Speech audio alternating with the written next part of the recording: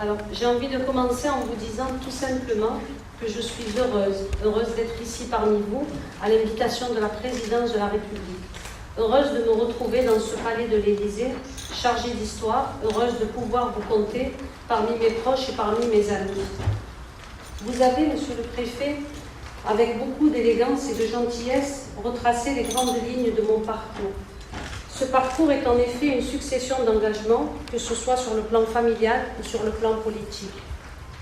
Oui, si j'aime le combat, si j'aime faire face et me battre, il n'en demeure pas moins que je suis plus une engagée qu'une enragée. Et si j'éprouve parfois de la rage, c'est essentiellement dans le cas d'injustices flagrantes. Il est vrai que j'ai perdu mon père très jeune et qu'avec mes sœurs, Akima et Asina notamment, voilà, non, je vais pleurer.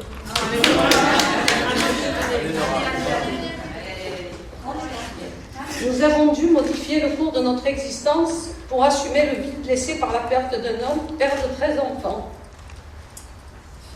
Il nous a fallu nous démener et travailler très tôt pour aider notre mère qui n'a jamais perdu courage. Et c'est bien entendu à elle, à ma mère Yema, à qui je pense en priorité aujourd'hui, de temps qu'elle n'a pas pu se joindre à nous en raison de son état de santé. Vous savez tous que la famille est l'élément central de mon existence. Or, j'ai le bonheur d'avoir rencontré un homme remarquable, et le mot est sans doute faible, un homme sans qui, là encore, ma vie n'aurait jamais été ce qu'elle est aujourd'hui. On peut applaudir.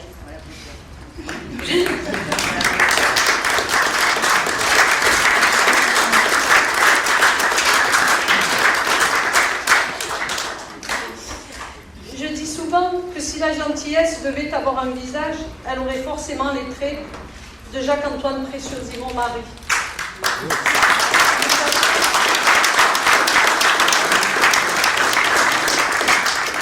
ne savais pas que c'était difficile de faire un discours.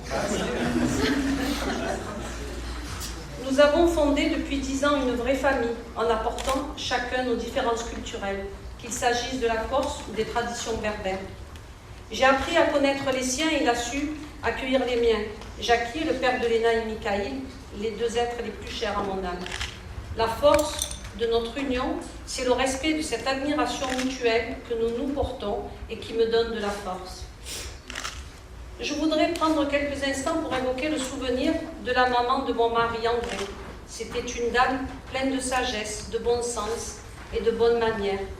Or, le jour où je lui avais confié que je comptais me lancer en politique, elle avait tenté de m'en dissuader en me disant que pour entamer une telle carrière, il fallait avoir été à l'école, puis avoir suivi des études. Ce n'était pas le cas. Il faut dire qu'au moment où j'aurais dû passer le baccalauréat, mon univers se limitait, c'est vrai, au bac d'eau chaude, au bac d'eau froide, dans le salon de coiffure où je travaillais. Il n'empêche, lorsqu'elle, Madame Préciosi, m'avait dit cela, je m'étais juré au fond de ma petite tête de lui prouver que je pourrais y arriver. Et je sais qu'aujourd'hui, de là où elle se trouve, elle doit sourire en me voyant parler ainsi au cœur du palais présidentiel. Et qu'elle doit être fière de moi là où elle est. Au cours des dernières années, il m'a été permis de rencontrer des gens au-delà de mon cercle familial, dans le milieu politique notamment. Et je voudrais dire à Danielle Servan à quel point son amitié, son soutien ont été importants pour moi, parce qu'elle fut la première à m'accorder sa confiance. Et cette confiance indispensable à tous les âges de la vie. Merci Danielle.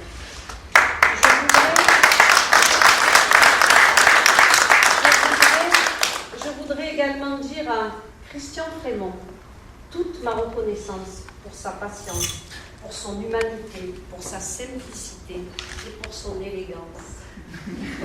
À son contact, j'ai pris conscience de ce qu'était vraiment la République, de ce que représentaient les institutions et de ce que signifiait cette chose si difficile à appréhender que l'on appelle l'État, l'État avec un grand E.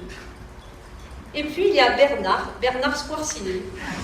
Alors lui, je peux dire que je le harcèle parfois pour des choses insignifiantes. Et quand je vous dis je le harcèle, c'est peu dire. Et de toutes les façons, quand je n'arrive pas à le joindre, j'appelle Sylvie, qui est son épouse, qui est aussi chère à mes yeux que son épouse. Bernard, pour moi, c'est un grand frère, un exemple, c'est une force. C'est l'art de l'écoute et du mot juste. c'est à la fois la précision et la discrétion. À travers Christian Frémont et Bernard Squarcini, il me semble normal de souligner en ces lieux mon attachement au président Nicolas Sarkozy. Au début de ce petit discours, je parlais d'engagement, justement.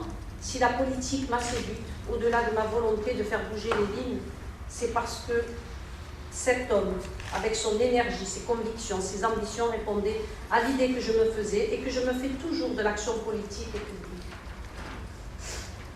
J'entends bien saluer aussi mes amis de la mairie de Marseille, le maire Jean-Claude Gaudin, qui est un homme de cœur, Renaud Muselier, au dynamisme remarquable, mais également mon ami Jean-Claude Gondard, qui lui aussi m'a toujours soutenu et dont le rôle au cœur de la machine municipale est tellement essentiel. Je voulais lui dire merci. Je voudrais conclure en vous disant combien je crois aux valeurs de la République, ainsi que dans la capacité de notre société à améliorer le quotidien des gens.